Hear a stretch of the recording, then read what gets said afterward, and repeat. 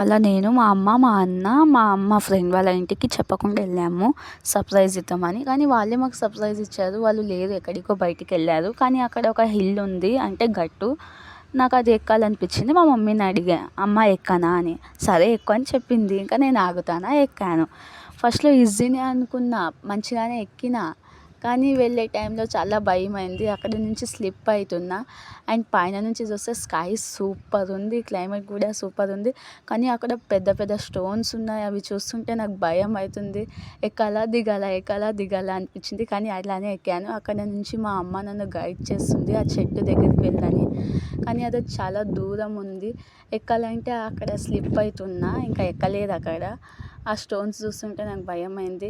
ఇక స్లిప్ అయితే స్పాట్లోనే డెత్ అవుతా. అందుకనే త్వరగా వచ్చేసాను. వచ్చాక నా ఫీలింగ్ ప్రాణాలతో బయటికి వచ్చాను అనిపించింది. Thank you. Subscribe to my channel.